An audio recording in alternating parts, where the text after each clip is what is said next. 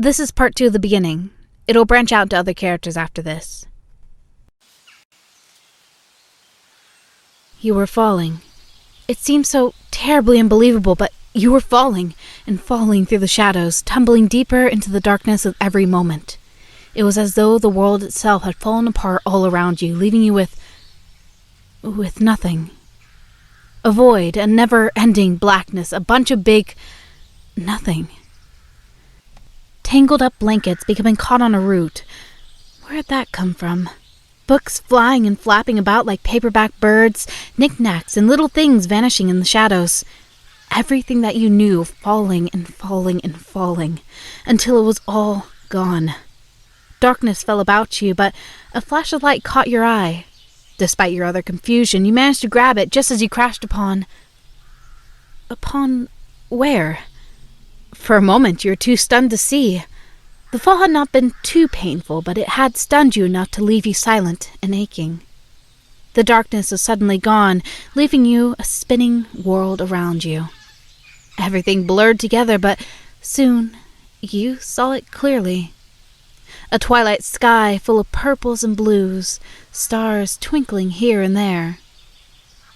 Where was the hole? Where had you fallen from? The tops of trees rustled in the soft wind. Where were you, you wondered? Looking about, you saw that you were in a forest. Tall, twisted trees and emerald green grass lay around you. A strange blue mist filling the air. For a moment, you lay in the grass, as your eyes roamed around this odd place. You'd never seen anything like it, really. The trees were gnarled and twisted into strange shapes, tangled together and creating shadowy figures that seemed to move. Wild flowers popped up from the tall grass, neon-colored and humming, almost. And the wind, it seemed to whisper and laugh all on its own. Where were you? What had happened? A strange shape suddenly caught your eye, and, on shaky legs, you stood up and stumbled your way towards it. It was hard at first. Your mind was still swirling from your fall, and you struggled to make your way to it. But you got stronger with each step, finally reaching it. It was a post, tall and old, bent over with age and covered with crooked signs nailed to it. You were able to make out the twisted, curly letters painted on the wooden arrows.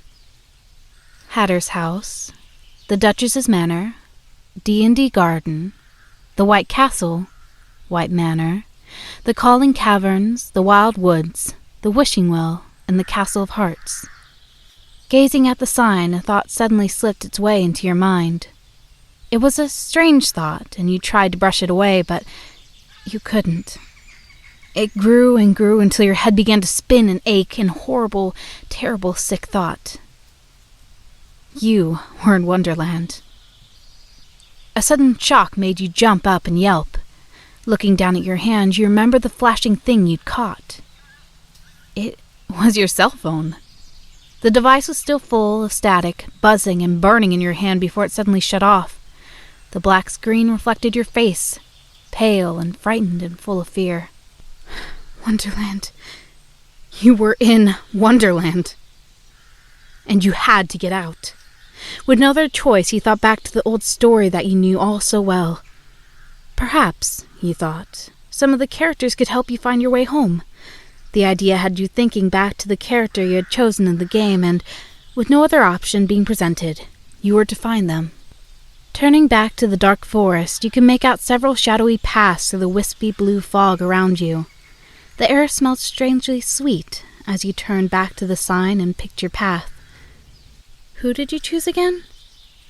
The Mad Hatter, Hatter's House, Tweedledee and Tweedledum, D&D Garden, the White Rabbit, White Manor, the Cheshire Cat, the Wild Woods, the March Hare, Hatter's House, the Knight of Hearts, the Wild Woods, the Queen of Hearts, the Castle of Hearts. Still shaking, you told yourself that everything would work out in the end. Perhaps, you thought, this was all just some strange dream. Perhaps you'd wake up safe and sound in your own home. But for now, you were somewhere else, somewhere strange and slightly scary. and all you could do was walk forward and hope it was truly a dream. Down the path you went, walking through the dark woods and trying to ignore the feeling racing through you. The feeling of being watched. The feeling of not truly being alone. Fear and uncertainty and worry and a million things bubbled up inside, churning and turning in your belly until you felt sick. But you told yourself to ignore it, to keep going down this little path. You told yourself that it was only a dream, a nightmare, nothing more than that. Behind you, golden eyes blinked, and a smile grew wide and wicked, sharp teeth glinting in the pale light. "Welcome to Wonderland, dear Alice," a cool voice whispered, a whisper so soft that you didn't hear a single word.